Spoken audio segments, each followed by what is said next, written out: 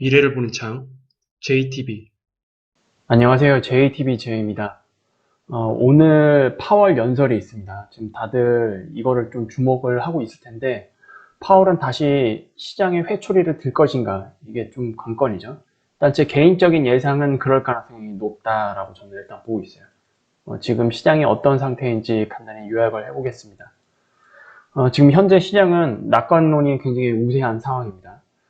기본적으로 그 기반에 깔려있는 것들은 일단 첫 번째로 연착륙이 예상된다. 리세션이 오더라도 연착륙에서 끝날 거다. 그리고 특히 우리나라 시장 기준으로 봤을 때는 조정이 나온다고 해도 전저점 이탈하지 않을 거다.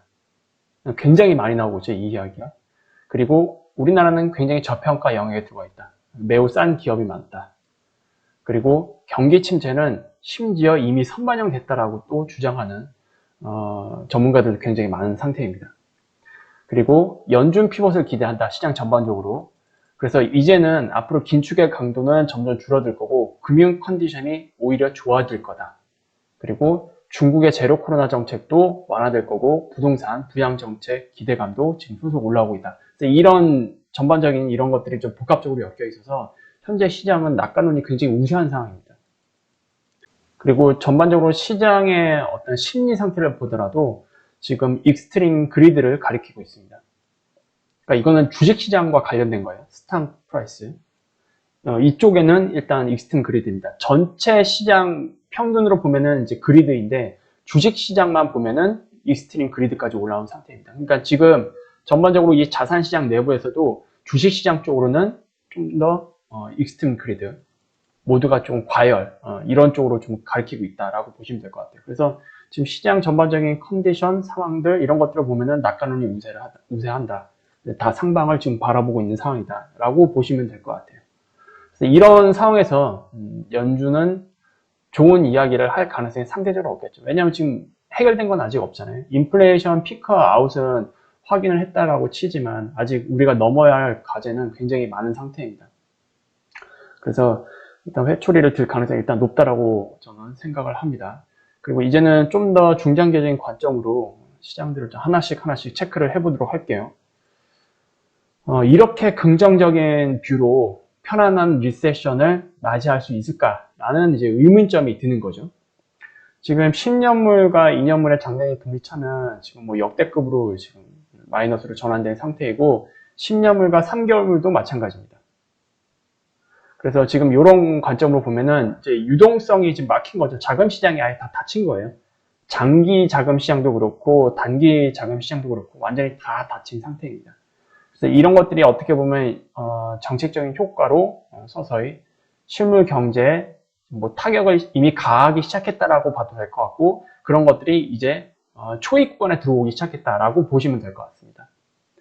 그리고 어쨌든 우리가 미국 기준으로 시장을 보는 게 맞을 것 같긴 한데 그 EPS에 대해서 굉장히 관심이 많잖아요. S&P 500 EPS의 그 2분기, 3분기 당시 전망치를 보면은 일단 회색은 2분기 거예요. 그리고 3분기에 EPS가 어떻게 될 건지 전망한 거는 짙은 남색입니다. 보면 대충 보면 이제 다 하향 조정했죠. 대부분 다 하향 조정하고 있습니다.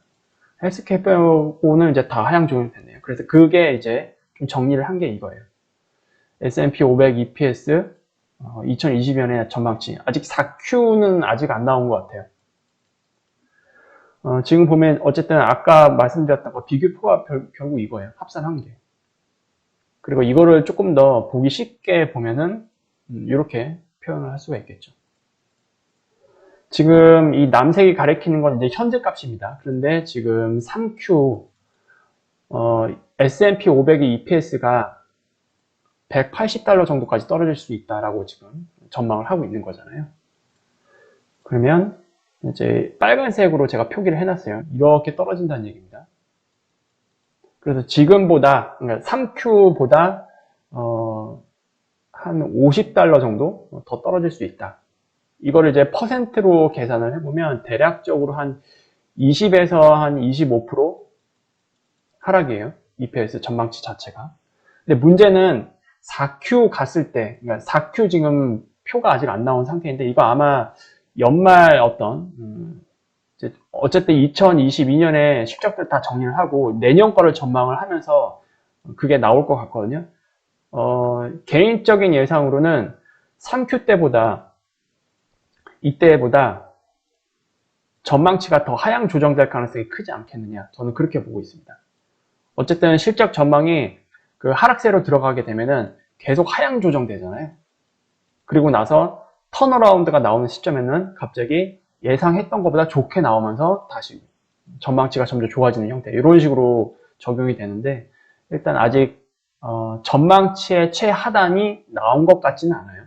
어쨌든 3Q 기준으로 보더라도 지금 시장은 이제 이렇게 보고 있습니다. 이 정도까지 떨어질 거다. 그래서 지금 S&P 500의 평균 PER 이런 것들 리세션에 들어갔을 때 보통 한 15배 전으로 지금 떨어지거든요. 일단 180달러 이거를 기준으로 우리가 계산을 해보면 180 곱하기 15배 그럼 S&P 500이 2700까지도 갈 수 있는 거예요. 그렇죠? 아직 이런 거를 보면은 현재 S&P 500 기준으로 봤을 때는 리세션이 아직 반영되지 않은 게 맞죠. 그리고 이거를 180달러 곱하기 16배로 해볼게요. 그러면 2880. 근데 이제 180달러가 아니고 이거 하단 영역이잖아요. EPS 전망에. 200 사이로 보는 사람들도 있어요. 그러니까 180에서 200달러 정도. 이제 상단으로 우리가 기준을 잡아보면 15배는 3000입니다. 그리고 다시 200달러에 16배. 이렇게 되면 3200. 그래서 지금 전망치들 보면 내년 S&P 500이 아무리 못해도 3000 초반대까지 내려올 것 같다라고 전망하는 것들이 굉장히 많죠. 그럼 지금부터 지수가 또 그만큼 또 빠질 수 있는 그런 흐름으로 가게 될 텐데 우리가 최근 한 달 정도 우리가 어떤 지표들을 살펴보면서 CPI가 생각보다 빨리 내려올 가능성들을 우리가 좀 봤잖아요. 그거는 달리 말하면 이제 경착륙이라고 제가 말씀드렸습니다. 만약에 경착륙으로 가게 된다면 EPS 전망도 아마 지금보다는 조금 더 난폭하게 좀 바뀔 가능성은 있습니다. 그래서 그런 것들이 한꺼번에 갑자기 시장에 반영될 수 있는 그런 상황이 올 수도 있다는 걸 우리는 인지를 하고 지금은 시장을 바라봐야 된다라는 것들을 제가 말씀을 드리고 싶어요. 근데 EPS가 180달러 정도까지 하락한다고 해도 코로나 직전 수준으로 그냥 돌아가는 수준밖에 안 돼요. 우리가 이거를 생각을 해봐야 돼요. 엄청나게 말도 안 되는 그 유동성을 풀면서 이렇게 올라왔잖아요. EPS도 이렇게 올라오고 주가도 이렇게 올라오고. 근데 이게 과연 질적인 성장이었느냐라고 우리가 되물으면 됩니다. 과연 이게 질적인 성장이었느냐 아니면 부채를 과도하게 늘려서 정말로 화폐를 기계적으로 찍으면서 인위적으로 만든 성장인가? 저는 인위적인 성장이라고 보고 있거든요. 정말로 기업들이 정말 실적을 잘 내면서 탄탄하게 이렇게 올라갔던 이런 성장은 아니었다라고 보고 있습니다. 그래서 기본적으로 이 유동성을 이제 다 걷어내면 코로나 직전 수준까지는 일단 와야 되지 않겠느냐라고 저는 보고 있어요. 그리고 여기서 제대로 된 질적 성장을 만들기 위해서는 조금 부도 처리돼야 될 그런 기업들도 어느 정도 정리가 되고 그리고 자산 시장의 어떤 거품들도 좀 많이 제거가 돼야 되고 그리고 지금 여전히 우리나라 기준으로 보면 신용장부가 굉장히 높거든요. 17조 정도 되는 것 같은데 예탁금 대비 신용장고로 보더라도 상당히 좀 조정을 받아야 되는 그런 구간이 좀 남아있다고 보고 있습니다. 이런 것들이 어느 정도 정리되고 좀 건전한 상태를 만든 뒤에 바닥을 제대로 잡고 질적 성장을 만들어 가야만 다음에 장기적인 사이클을 우리가 좀 긍정적으로 바라볼 수 있지 않겠느냐 저는 그렇게 보고 있습니다. 그래서 어쨌든 이게 아직 남아있다라고 저는 보는 관점이에요. 그리고 이거를 이제 다시 한번 볼게요. 연준 피봇과 관련된 거. 지금 다들 연준 피봇 기대하면서 시장 좋아질 거다라고 얘기를 하고 있잖아요. 저는 생각보다 빠른 연준 피봇을 대비하자 이 관점을 여러분들께 좀 공유를 해드리고 싶어요. 생각보다 빠른 연준 피봇이라는 거는 달리 말해서 이것도 마찬가지로 경착륙입니다. 경착륙에 오게 되면 생각보다 연준이 피봇이 좀 빨리 나올 수도 있어요. 근데 우리가 이전에 연준 피봇이 나왔을 때 그때 한번 되돌아보자고요. 일단 제가 회색 음영 같은 경우에는 제가 일부러 넣은 겁니다. 이렇게 움직이죠, 지금 PT상으로. 왜냐하면 지금 이것도 연준 피봇이라고 할 수 있잖아요. 이게 지금 파란색이 금리거든요. 연준의 기준금리. 이것도 어떻게 보면 연준 피봇이라고도 볼 수 있고. 그런데 우리가 이거를 조금 정화해서 봐야 되는 거는 리세션 사이클에서의 연준 피봇을 우리가 따로 봐야 됩니다. 그래서 회색 음영을 넣은 거예요. 일단 여기에는 제가 이전 자료에는 그 리세션에 대한 부분이 좀 찾기 어려워서 1980년대부터 좀 적용을 해봤습니다. 그래서 1980년대 이후 리세션이 동반된 사이클에서 연준 피벗이 나왔을 때 주가가 어떻게 되느냐. 그때 보면은 연준 피벗이 나온 이후로 주가가 추가적으로 27% 빠졌고 이때도 15% 정도 추가적으로 빠졌고 그리고 이때는 50% 정도 그리고 이때는 60% 가까이 정도 빠진 상태입니다. 이때가 이제 닷컴 버블이고 이때가 이제 2008년 금융위기였죠. 그리고 이때는 이제 코로나 직전부터 연준 피벗이 나오긴 했었잖아요. 근데 그때 이제 35% 하락. 근데 이거는 정상적인 사이클이라고 볼 수는 없어요. 어떤 구조적으로 오는 리세션이 아니었고 갑자기 이벤트성으로 발생한 리세션이었기 때문에 정상적인 사이클을 보고 있지는 않습니다. 저는. 그래서 이제는 리세션이 저는 100% 올 거라고 저는 보고 있거든요. 그러면 리세션 사이클에서의 연준 피봇이라고 저는 보고 여러분께 이거를 말씀을 드리고 싶어요. 리세션이 동반됐던 그 사이클에서 연준 피봇이 나온 이후에 주가는 100% 확률로 하락이 나왔습니다. 근데 지금 이번엔 다르다라고 얘기를 하고 있는 거잖아요. 이번에는 연준 피봇이 나와도 주가는 그렇게 하락하지 않을 거다. 오히려 좋아질 거다. 그래서 지금 다 이미 리세션은 다 반영이 됐고 앞으로 이제 저점은 낮아지지 않는 형태의 바닥을 다지면서 상방으로 갈 거다라고 이제 긍정론자들이 얘기를 하고 있는 거죠. 전문가들도 굉장히 이쪽으로 포지션을 바꾼 전문가들도 굉장히 많고요. 근데 과연 그럴 거냐? 우리가 통계학적으로 봤을 때 그럴 가능성은 굉장히 희박해 보이죠. 그리고 생각보다 빠른 연준 피봇이 나왔을 때 이 경착륙이 가격에 반영될 텐데 좋게 반영되겠어요? 상식적으로? 저는 좋게 반영될 것 같지는 않거든요. 그래서 이번에도 마찬가지로 만약에 생각보다 연준 피봇이 빠르게 나오면서 리세션 구간이 만들어지게 된다. 물론 NBER에서는 이거는 나중에 판정을 할 겁니다. 그렇게 되면 주가가 여기서 이렇게 가는 게 아니고 지금 어쨌든 베어마켓 랠리가 지금 나오고 있는 상태인데 이렇게 좀 반등해 있는 상태죠. 이게 이렇게 되지 않을까? 라는 저는 생각을 하는 거예요. 우리가 상식적으로 한번 생각을 해볼게요. 지금 모두가 대부분 지금 시장의 어떤 컨디션을 보면 다 상방을 가리키고 있다라고 말씀드렸잖아요. 익스트림 그리드까지 지금 다 나와 있는 상태이긴 한데 이렇게 될 것 같으세요? 굉장히 편안하게 이렇게 진바닥이 누구나 어쨌든 비중으로 보면은 낙관론이 우세한 상황이기 때문에 이미 진바닥이 나왔다라고 보는 사람들이 많다라고 보면 되거든요. 우리나라 시장 기준으로 일단 말씀을 드릴게요. 많은 사람들이 진바닥을 예상을 하고 그게 그대로 적용돼서 편안하게 시장을 이렇게 긍정적인 뷰로 바라봐도 되는 건지에 대해서 저는 의문점이 계속 드는 겁니다. 여태까지 리세션이 동반된 사이클에서 그런 경우는 단 한 번도 없었어요. 단 한 번도. 근데 이번엔 다르다라고 계속 얘기를 하는 거잖아요. 어쨌든 대놓고 이번엔 다릅니다라고 얘기를 하는 전문가들은 없지만 결국 종합해서 보면은 이번엔 다르다라고 얘기를 하는 거랑 똑같은 거예요. 그리고 그 논리에 그 밑바탕에 깔려 있는 거는 이거죠. 연착륙 확신하고 있죠. 대부분 이 낙관론을 내세우고 있는 전문가들 연착륙 100% 확신하고 있습니다. 그리고 경기 침체는 이미 선반영됐다 라고 확신하고 있죠. 일단 이게 이제 전제 조건인 것 같아요. 물론 각자 그 논리는 있어요. 논리는 있는데 그 밑바탕에 깔려있는 전제 조건이 이겁니다. 이걸 확신하고 있어요. 아니 이거 확신할 수 있는 거 맞아요? 확신할 수 있습니까? 정말로? 시장에 대해서? 저는 굉장히 위험한 판단이라고 저는 보고 있거든요. 그래서 일단 내년 상반기 최대 이슈를 보면 결국 이거잖아요. 회사채, 차환 발행 다 몰려있고 그리고 이 과정에서 크레딧 이슈가 터질지 말지 그리고 주택시장은 이제 시작이죠. 조정이.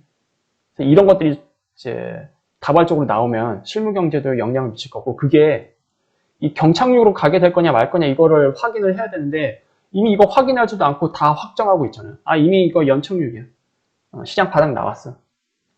저는 그렇게 나이브하게 시장을 보다가는 정말 큰 코 다칠 거다라고 보는 입장이에요. 설령 어떤 나름의 논리를 가지고 시장을 좋게 보더라도 아무리 못해도 현금 50% 이상은 가지고 있어야 되는 게 맞다라고 저는 보고 있거든요.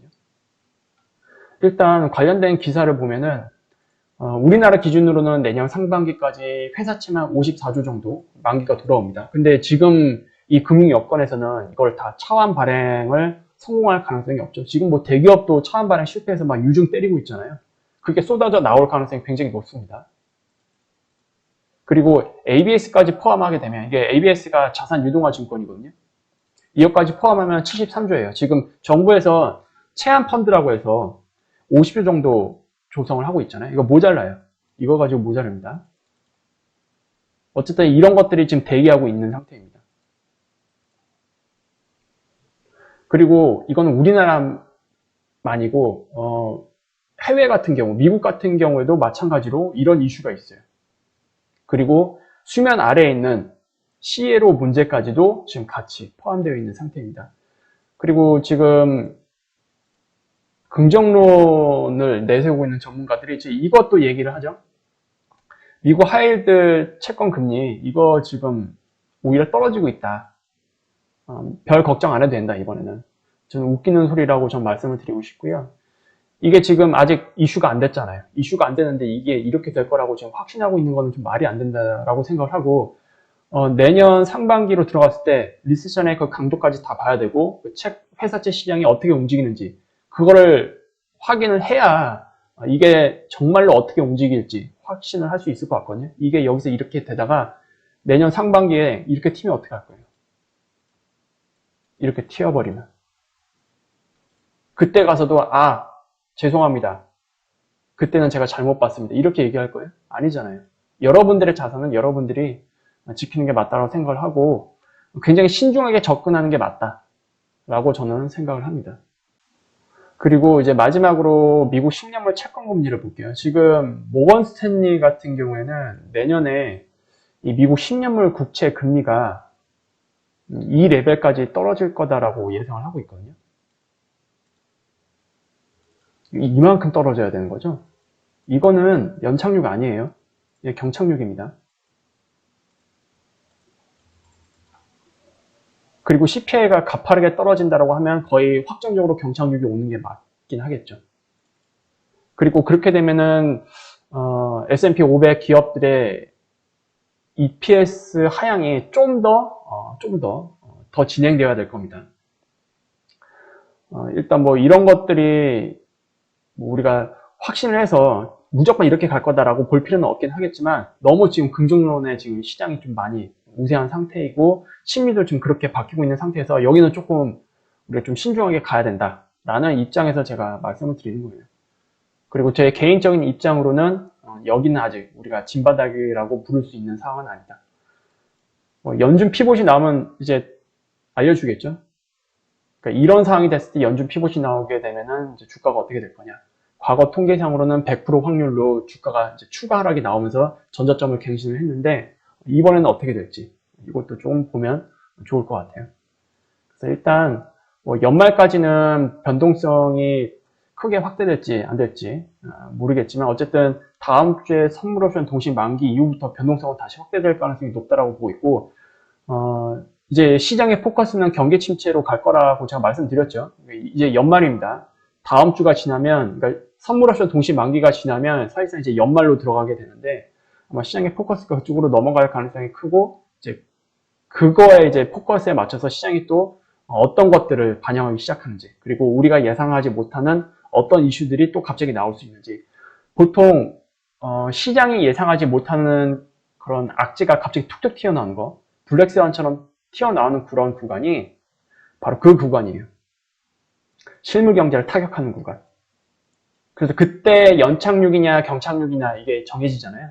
이거를 확인하지 않고 무조건 연착륙이다 라고 보는 거는 굉장히 어리석은 판단이라고 저는 계속 강조하고 싶어요.